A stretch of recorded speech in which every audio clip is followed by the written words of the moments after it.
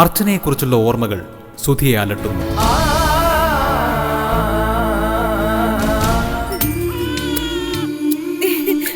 അർച്ചന ആൺകുഞ്ഞിനെ പ്രസവിക്കുന്നു. മോനെ കണ്ടപ്പോ സമാധാനമായല്ലോ. അമ്മാളുവിനെ മീഡിയയ്ക്ക് മുന്നിൽ എത്തിക്കുമെന്ന് നിരഞ്ജന. നീ ആ പെണ്ണിനെ സഹായിക്കുകയല്ല, കൊലയ്ക്ക് കൊടുക്കാനാ ശ്രമിക്കുന്നത്. നിന്നെ കൊന്നു കളഞ്ഞാലൊന്നും എനിക്ക് നിന്നോടുള്ള പക തീരില്ലടാ. എല്ലാം അറിഞ്ഞിട്ടും ശബരി തന്നെ ചതിക്കുകയായിരുന്നു എന്നറിയുന്ന സുധി ശബരിയുമായി പെരുമ്പടപ്പ് വീട്ടിലെത്തുന്നു. രാത്രി മഴ തുടരുന്നു. നിന്നോട് സംസാരിച്ച ആരെന്ന് പറഞ്ഞു കൊടുക്കടാ. അത് അർച്ചന തന്നെയായിരുന്നു. എന്താണ് അവിടെ പറഞ്ഞത്? മടിക്കണ്ട, എല്ലാരും കേൾക്കട്ടെ. ഇവന്റെ ഭാര്യയും കേൾക്കട്ടെ. പറയടാ, ഉറക്കെ പറ. അത് അർച്ചന 2 മാസം പ്രഗ്നന്റ് ആണെന്ന് പറഞ്ഞു.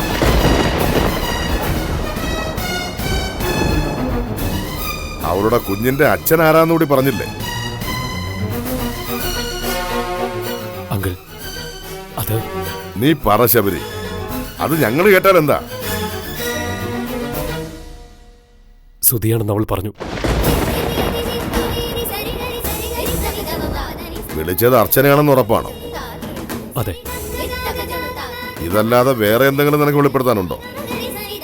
ഉണ്ടെങ്കിൽ ഇവിടെ വെച്ച് ഇപ്പൊ വേണം. ഇല്ല. എങ്കിലും നിനക്ക് പോവാം. പറയാനുള്ളത് പറഞ്ഞു കഴിഞ്ഞെങ്കിൽ നിനക്ക് പോവാം. ഇനിയുള്ളത് ഞങ്ങളുടെ കുടുംബകാര്യമാണ്.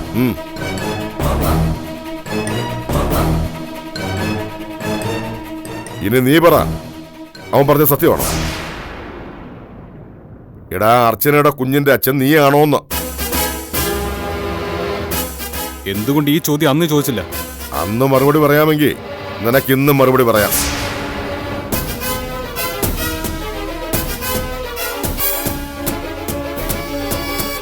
നിനക്കെന്താ മറുപടിയില്ലേ? ശബരിയെ വിളിച്ചത് അർച്ചനയാണെന്ന് നീ വിശ്വസിക്കുന്നുണ്ടെങ്കിൽ വിശ്വേട്ടന്റെ ചോദ്യത്തിന് നീ മറുപടി പറഞ്ഞേ തീരൂ.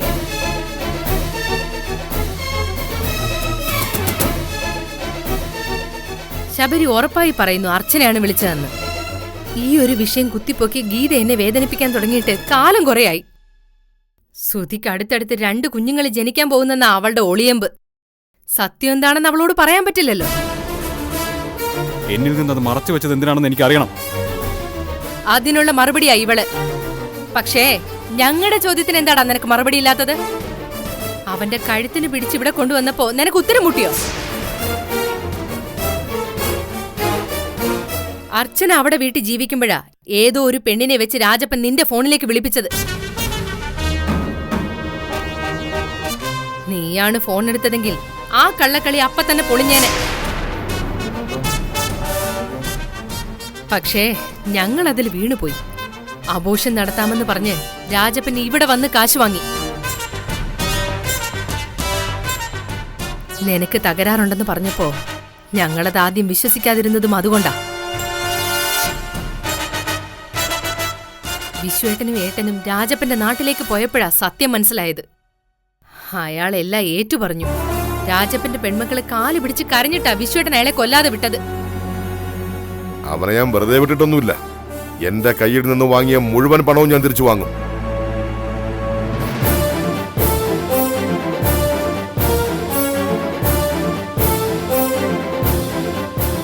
കുറ്റബോധം കൊണ്ട് പറഞ്ഞു പോയതാ ശബരി.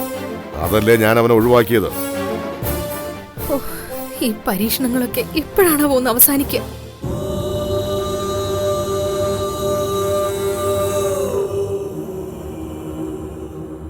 സുധി ഉടനെ തിരിച്ചടിക്കുമെന്ന് ഞാൻ കരുതിയില്ല. അന്ന് സംഭവിച്ചത് എന്താണെന്ന് നിരഞ്ജനയ്ക്ക് മനസ്സിലായില്ലേ? എന്റെ ഫോണിലേക്ക് വിളിച്ചത് അർച്ചന തന്നെയായിരുന്നു. അവൾ പ്രഗ്നന്റ് ആയിരുന്നു. കുഞ്ഞിനെ ഓർത്ത് മാത്രം അവൾ എന്നെ വിളിക്കാതിരുന്നത്. ഞാനൊന്നും അറിയാതെ പോയി. കൂടെ നടന്നവൻ എന്നെ ചതിച്ചു. അവനീ കിട്ടിയ ശിക്ഷയുണ്ടല്ലോ, അത് ദൈവം കൊടുത്തതാ. അവൻ കാരണം ബലി കഴിക്കപ്പെട്ടത് എന്റെ കുഞ്ഞ്. ഞാനിതെങ്ങനെ സഹിക്കും? അവളെ ചതിച്ചു എന്നുള്ള കുറ്റബോധമായിരുന്നു ഇന്നലെ വരെ. ഇപ്പൊ അച്ഛൻ എന്റെ കുഞ്ഞിനെ കൊന്നു കളഞ്ഞു എന്നുള്ള വാർത്ത കൂടി കേൾക്കേണ്ടി വന്നു. 100 ജന്മം കൊണ്ട് എനിക്ക് ആ മനുഷ്യനോടുള്ള പക തീരില്ല. എല്ലാം ഞാൻ വിളിച്ചു പറഞ്ഞേനെ. അതിനെന്റെ നാവ് വെമ്പിയതാ. അവരുടെ വിശ്വാസം ഉടൻ മാറ്റി എഴുതണ്ടെന്ന് കരുതി ഞാൻ നാവടക്കിയതാ. സുധി പറയുന്നത് തന്നെയാ ഞാൻ കരുതിയത്. എന്നെ ഓർത്ത് സ്വയം നിയന്ത്രിച്ചതാണെന്ന് മനസ്സിലായി. അതുകൊണ്ട് മാത്രമല്ല, ആ നിമിഷം ഞാനത് വെളിപ്പെടുത്തിയത് കൊണ്ട് എന്ത് നേട്ടമാണുള്ളത്? നിരഞ്ജനെ മോശക്കാരി ആക്കാതെ തന്നെ എനിക്കത് പറയാമായിരുന്നു. ഞാൻ പറഞ്ഞത് പച്ചക്കള്ളമാണെന്ന് പറഞ്ഞാൽ ആ മനുഷ്യൻ ഒന്നുകൂടി അഹങ്കരിക്കും. പക്ഷെ നഷ്ടപ്പെട്ടു പോയ എന്റെ കുഞ്ഞിനെ തിരിച്ചു കിട്ടുമോ? എനിക്കെന്റെ പക തീർക്കാൻ പറ്റുമോ? ഞാനിനി ഒരു നാട്ടിലേക്കും പോകുന്നില്ല. ഈ യാത്ര ക്യാൻസൽ ചെയ്യാൻ എന്റെ തീരുമാനം. വേണ്ട സുധി. സുധി ഇനി ഇവിടെ നിന്നാ എന്നും പ്രശ്നങ്ങളായിരിക്കും. അതിന് കാരണക്കാരും ഞാനാവും. എന്നോട് കാര്യങ്ങൾ തുറന്നു പറഞ്ഞത് ഒരു മണ്ടത്തരമായി പോയെന്ന ചിന്തയാ നിരഞ്ജനയ്ക്ക്. ഒന്നും അറിയാതെ ഒരു കോമാളിയായി കഴിഞ്ഞതുകൊണ്ട് എന്ത് സ്വസ്ഥത എനിക്ക് കിട്ടുന്നത്? എനിക്ക് വേണ്ടത് നേരിയുള്ള ജീവിതമാ. അങ്ങനെ ജീവിക്കണോ എനിക്ക്? ഞാൻ പോവില്ല. എന്നെ വിട്ട് നിരഞ്ജനയും പോവില്ല. തന്നെ ഞാൻ വിടില്ല. എന്നെ ഒരു പടുകുഴി കൊണ്ടുപോയി തള്ളിയിട്ട് കടന്നു കളയാൻ പറ്റുമോ തനിക്ക്? സുധി, നമ്മളിവിടെ തന്നെ ജീവിക്കും. സുധി കഴിവ് കേട്ടവനായും നിരഞ്ജന എല്ലാം തികഞ്ഞൊരു പെണ്ണായും എന്റെ കുഞ്ഞിന്റെ ജീവൻ എനിക്ക് കണക്ക് തീർക്കണം.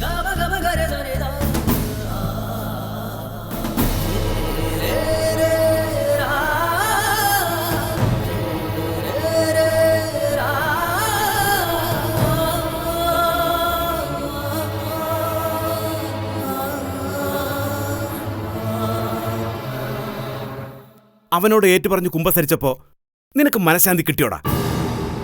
അവൻ എന്തിനാ കുറ്റം പറയുന്നേ? തിരിച്ചടികൾ വരുമ്പോഴാ മനുഷ്യൻ ചെയ്തു കൂട്ടിയ പാപങ്ങളെക്കുറിച്ച് ഓർക്കുന്നത്.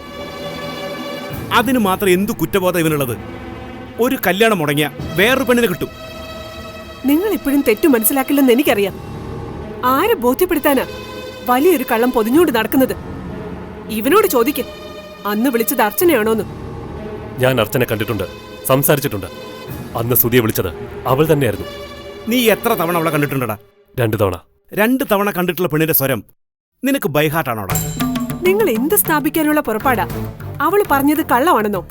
വേണ്ട, ഞങ്ങളുടെ മുന്നിൽ ഇനി അത് വിലപ്പോവില്ല. നീ വിശ്വസിക്കണ്ടടി. സത്യം എന്താന്നുള്ളത് ജയന്തിക്ക് അളിയനും അറിയാം. കഥയറിയാതെ ആട്ടം കാണുകയാ അമ്മയും മോനും. ഒരു കല്യാണം മുടങ്ങിയപ്പോ അവൻ ഏറ്റു പറയാൻ പോയിരിക്കണു. കഥ അറിഞ്ഞു തന്നെയാ നിങ്ങൾ ആടുന്നതെന്ന് എനിക്കറിയാം. ഞാൻ അത്ര വിഡ്ഢിയൊന്നുമല്ല. ഞാൻ ഇപ്പോഴും പറയുന്നു, സുധിയുടെ കുഞ്ഞിനെ അർച്ചന പ്രസവിച്ചിട്ടുണ്ടെന്ന്. കണക്കാക്കി നോക്കിയാ അതിനുള്ള സമയം കഴിഞ്ഞു. നീ ചെന്ന് സുധിയോട് ഇതും കൂടെ പറയടി. പക്ഷെ വിശ്വസിക്കില്ല അവൻ. അർച്ചന വിളിച്ചെന്ന് പറഞ്ഞത് അവൻ വിശ്വസിച്ചു കാണും. പക്ഷേ അവൾ പ്രഗ്നന്റ് ആയെന്ന് പറഞ്ഞാൽ അവൻ വിശ്വസിക്കില്ല. ഇതെന്തൊരു സങ്കല്പമാണ് ദൈവമേ! നിങ്ങൾ ഇങ്ങനെ ഉരുണ്ട് കളിക്കുന്നതിനുള്ള കാരണം എനിക്ക് മനസ്സിലാവുന്നില്ല. നീ ഇപ്പൊ അതറിയണ്ട. രാജപ്പൻ കബളിപ്പിച്ചതാ. അതിൽ കൂടുതലൊന്നുമില്ല. സുധി ഇമോഷണലാവും. അതിന് കാരണം അറിയില്ലേ? കൂടെ നടന്ന അവൻ ഒറ്റുകൊടുത്തത് ഇവനല്ലേ? അതിന്റെ ദേഷ്യം അവൻ കാണിച്ചത്. കുറ്റബോധം തലയ്ക്ക് കയറി. നീ അത് പറയാൻ പാടില്ലായിരുന്നു. എല്ലാം ഒന്ന് തണുത്തു വന്നതായിരുന്നു. നീയായിട്ട് വീണ്ടും ഒരു പ്രശ്നം ഉണ്ടാക്കി വെച്ചു. ഇനി അവൻ നിരഞ്ജനയും കൂട്ടി വീട് വിട്ട് പോയെന്നും വരും. അവനെല്ലാം അറിഞ്ഞതുപോലെ എന്നോട് സംസാരിച്ചത്. ഇതുവരെ നമ്മൾ മാത്രം അറിയുന്ന സത്യം അവൻ എങ്ങനെ അറിയാൻ? ഒരു പക്ഷേ കാര്യങ്ങൾ പുറത്തു പോയത് നിരഞ്ജന വഴിയാവും. ഞാനതൊരിക്കലും വിശ്വസിക്കില്ല. അവന്റെ കുഞ്ഞ് അവളുടെ വയറ്റിൽ വളരുമ്പോ ഇങ്ങനൊരു കാര്യം അവള് പറയില്ല. ഇവൻ തന്നെയാവും അവനോടത് പറഞ്ഞിട്ടുണ്ടാവുക. നിനക്കിപ്പോ സന്തോഷമായല്ലോ. കുറെ കാലമായി മനസ്സിലിട്ട് തികട്ടിയ കാര്യമല്ലേ? എന്നിട്ട് ഇപ്പോഴും പറയാ അർച്ചന സുധിയുടെ കുഞ്ഞിനെ പ്രസവിച്ചിട്ടുണ്ടെന്ന്. ഇനിയും നമ്മൾ സംസാരിച്ച എന്റെ നിയന്ത്രണം വിടും. കണ്ണട ചിരിട്ടാക്കുന്ന മനുഷ്യൻ. എന്തെങ്കിലും മാന്ത്രിക ശക്തി ഉണ്ടായിരുന്നെങ്കിൽ ഞാൻ കാണിച്ചു തന്നേനെ അവളെ, സുധിയുടെ കുഞ്ഞിനെ.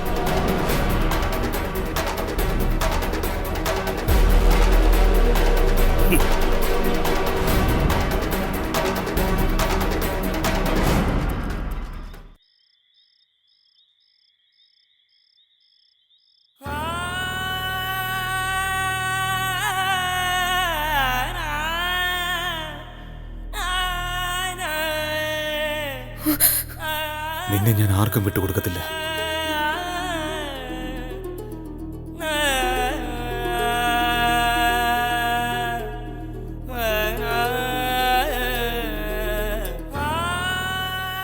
സുധിക്ക് വേണ്ടത് എന്റെ ശരീരമായിരുന്നു. കൂട്ടുവന്നതിനുള്ള പ്രതിഫലം ഇനി കാണാൻ കഴിഞ്ഞില്ലെങ്കിലും സുധി അന്വേഷിച്ച് ഞാൻ വരില്ല.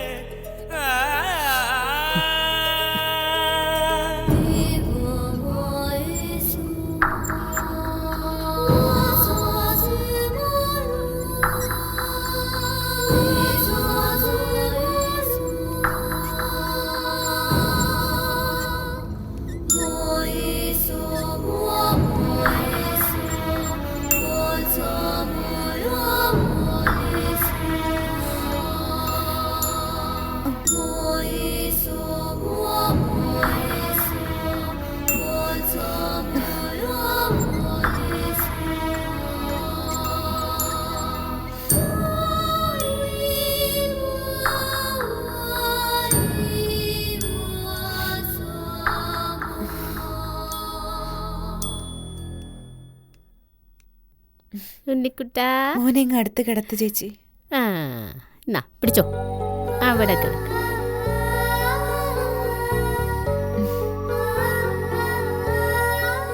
ഇപ്പം നിനക്ക് വിശ്വാസമായില്ലേ? നിനക്ക് ദോഷം വരുന്ന ഒന്നും ഞാൻ ചെയ്യില്ല. പ്രസവവേദന തുടങ്ങിയപ്പോ ഞാൻ വന്നു, സമയത്തിന് ഇവിടെ എത്തിച്ചു, സുഖമായിട്ട് പ്രസവിക്കുകയും ചെയ്തു. നന്ദിയുണ്ട് ചേച്ചി. ഈ ജന്മം കൊണ്ട് തീരാത്ത കടപ്പാടാ എനിക്ക് ചേച്ചിയോടുള്ളത്. എന്റെ കുഞ്ഞിന്റെ മുഖം ഒന്ന് കാണാൻ കഴിയുന്നുള്ള പ്രതീക്ഷ പോലും എനിക്കില്ലായിരുന്നു. എനിക്ക് ഈ ഭാഗ്യം തന്നത് ചേച്ചിയാ. നീ അനുഭവിച്ച സങ്കടത്തിന് ഫലമുണ്ടായി. ഒരാൺകുഞ്ഞിനെയാ ദൈവം നിനക്ക് തന്നത്. പിന്നെ ഇവന്റെ നാളെന്താന്നറിയോ? ഇല്ല. രോഹിണിയാ, ശ്രീകൃഷ്ണന്റെ നാളാ. ഞാൻ നോക്കിയതല്ല, പ്രസവ വാർഡിന്റെ മുന്നേ ഇന്ന് വേറൊരാള് പറഞ്ഞതാ. പിന്നെ ചന്ദ്ര രാവിലെ വിളിച്ചിരുന്നു, ഞാൻ വിവരം അറിയിച്ചിട്ടുണ്ട്. എനിക്ക് ആൺകുഞ്ഞായിരിക്കുമെന്ന് ചന്ദ്രികച്ചി ലക്ഷണം വെച്ച് പറഞ്ഞതാ. അവളിങ്ങോട്ട് വരാൻ വേണ്ടി തുള്ളിയതാ. ഞാൻ പറഞ്ഞ അതിന്റെ കാര്യമൊന്നുമില്ല. 2 ദിവസം കഴിയുമ്പോ ഡിസ്ചാർജ് ചെയ്യും. നമ്മളിനി എങ്ങോട്ടാ ചേച്ചി പോകുന്നത്? എന്റെ വീട്ടിലേക്ക് പോകാൻ പറ്റില്ല, ചന്ദ്രയുടെ വീട്ടിലേക്ക് തന്നെ പോകാം. വിവരം അറിഞ്ഞ ചെവള അവിടേക്ക് വരില്ലേ? പ്രസവം കഴിഞ്ഞ കാര്യമൊന്നും അവൻ അറിയില്ല. നിനക്ക് സിസേറിനാന്ന് ഞാൻ പറഞ്ഞതുകൊണ്ട് ഉടനൊന്നും അവൻ വരത്തില്ല. ചന്ദ്രയുടെ വീട്ടിലെത്തിയ ഏറിയ 2-3 ദിവസം, അതിനകം നിന്നെ ഞാൻ ചങ്ങനാശ്ശേരിക്ക് കൊണ്ടുപോകും. നിന്നെ ചന്ദ്രയുടെ വീട്ടിലെത്തിച്ചിട്ട് വേണം എനിക്ക് ചങ്ങനാശ്ശേരിക്ക് പോകാൻ. എന്റെ അനിയത്തിയുടെ വീട്ടിൽ നിന്നെയും കൊച്ചിനെ എത്തിക്കാനാ ഞാൻ ഉദ്ദേശിക്കുന്നത്. ഞാൻ നേരിട്ട് ഇന്ന് സംസാരിച്ചാലേ കാര്യങ്ങൾക്കൊക്കെ ഒരു തീരുമാനമാകും. ചെവളയോട് ചേച്ചി എന്ത് പറയും? രായപ്പൻ SP കൂട്ടിക്കൊണ്ടുവന്ന് ആശുപത്രിയിൽ നിന്നെയും കൊച്ചിനെയും കടത്തിക്കൊണ്ടു പോയെന്ന് ഞാൻ പറയും. അവനോടത് പറഞ്ഞു ഫലിപ്പിക്കാനൊക്കെ എനിക്കറിയാം. നീ സമാധാനമായിട്ടിരിക്കേ. ഇത്രയൊക്കെ ചെയ്യാൻ കഴിയുമെങ്കിലേ നിന്നെ നിന്റെ കൊച്ചിനെ രക്ഷിക്കാനും എനിക്ക് കഴിയും. ഓ, അവൻ കരഞ്ഞു തുടങ്ങി. വിശന്നിട്ടാന്ന് തോന്നി. നീ ഇച്ചിരി പാല് കൊടുക്ക. ഞാൻ പോയി കാപ്പി വാങ്ങിക്കൊണ്ടുവരാം. ഓ, പാത്തും പതുങ്ങി വേണം പോകാൻ. ആശുപത്രികളിൽ കയറി ഇറങ്ങി നിന്നെ അന്വേഷിച്ചോണ്ടിരിക്കുക രായപ്പൻ.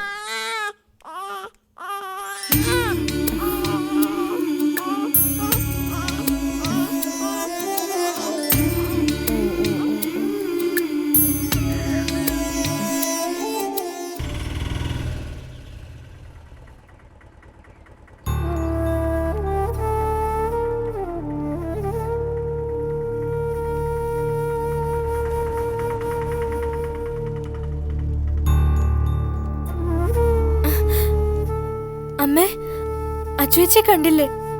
അവിടെ അവള് ചെന്നിട്ടില്ല. അച്ചുവേച്ചിയെ പിന്നെ എവിടെ കൊണ്ടുപോയത്? അത് ഈശ്വരനെ അറിയും മോളെ. നിങ്ങൾ ഹിമ ഡോക്ടറെ കണ്ടോ? ആ ഡോക്ടർക്ക് ഇന്ന് OP ഇല്ല. ഡോക്ടറുടെ വീട് എവിടെയെന്ന് അന്വേഷിക്കാൻ പാടില്ലായിരുന്നോ? ഞാനിത് അന്വേഷിച്ചതാ മോളെ. 3 ദിവസമായി ഡോക്ടർ ഔട്ട് ഓഫ് സ്റ്റേഷൻ എന്ന് അവർ പറഞ്ഞു. അവളെ അവിടെ കൊണ്ടുചെന്നില്ലെന്ന് കേട്ടപ്പോഴേ ഞാൻ തളർന്നു പോയി മോളെ. അച്ഛൻ പറഞ്ഞതാ ശരി. അവൾ അച്ചുവെച്ചിയെ തിരുവനന്തപുരത്തുള്ള ഏതോ ഹോസ്പിറ്റലിൽ കൊണ്ടുപോയി കാണും. അച്ചുവെച്ചി എതിർത്താലൊന്നും അവള് കേക്കില്ല. അച്ചുവെച്ചി ഈ നാട്ടിലൊന്നും ഉണ്ടാവില്ല. ചെവള വന്നത് അച്ചുവെച്ചി കൊണ്ടുപോവാനാ. എന്റെ അച്ചുവെച്ചി അയാള് കൊണ്ടുപോയമ്മേ. മോള് കരയാതെ. ഞങ്ങൾക്ക് എന്ത് ചെയ്യാൻ കഴിയും ഈശ്വര? എന്റെ കുഞ്ഞിന് എന്ത് പറ്റിയെന്ന് അറിയില്ലല്ലോ.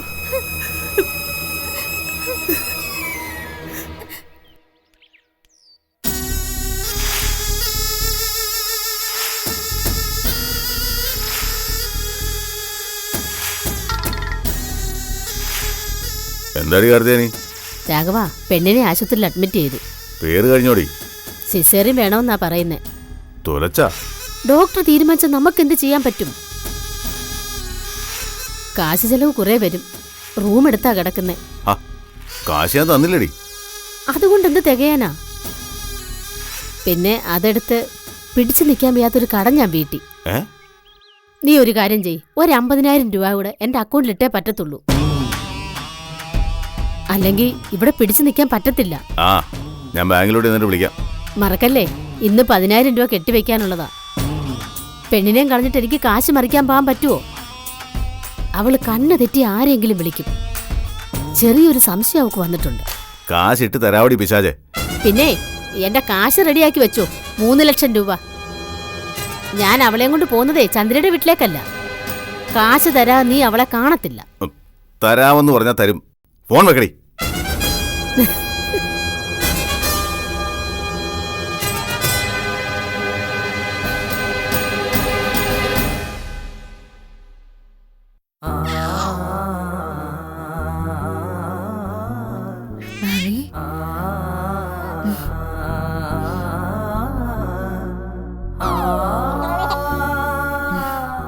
നമ്മളെ സഹായിക്കാൻ ആരുമില്ല മോനെ. ചിരിക്കുകയും കുഞ്ചിക്കുകയും ചെയ്യുന്ന ആരെയും വിശ്വസിച്ചൂടാ. അവരുടെ മനസ്സിൽ എന്താണെന്ന് മോൻ അറിയില്ലേ?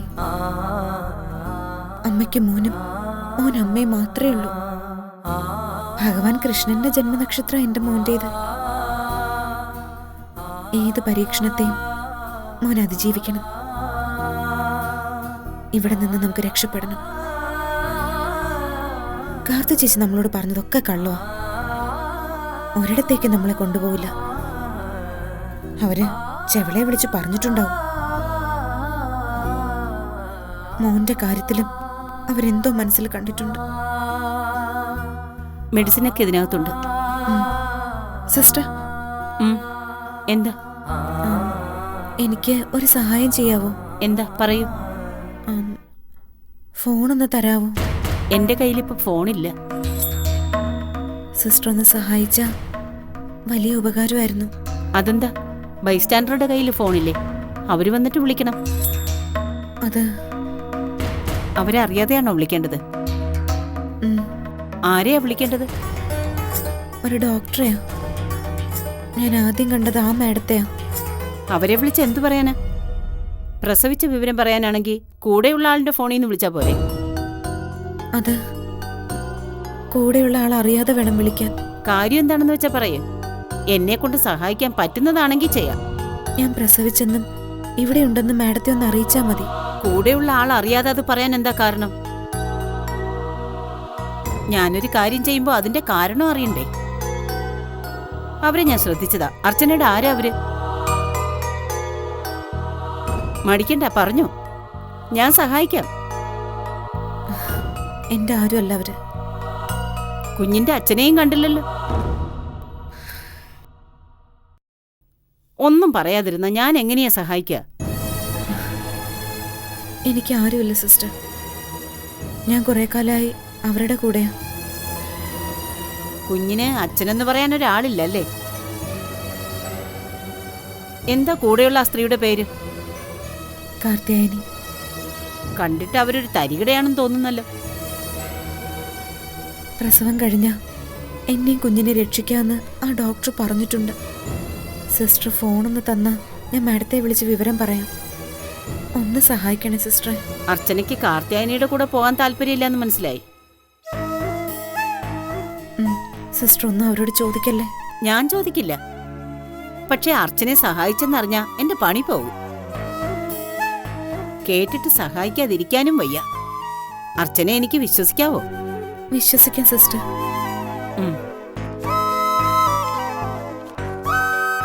ദാ ആ ഡോക്ടറുടെ നമ്പർ കുറിച്ചതാ, ഞാൻ വിളിച്ചു പറയാം.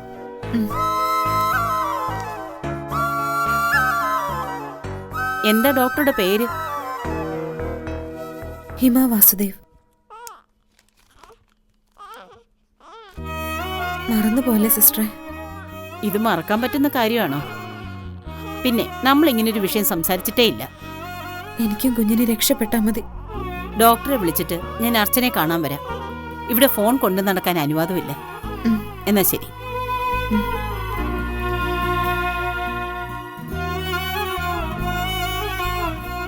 നമ്മളെ കൊണ്ടുപോവാൻ ഹിമ മാഡം വരും മോനെ.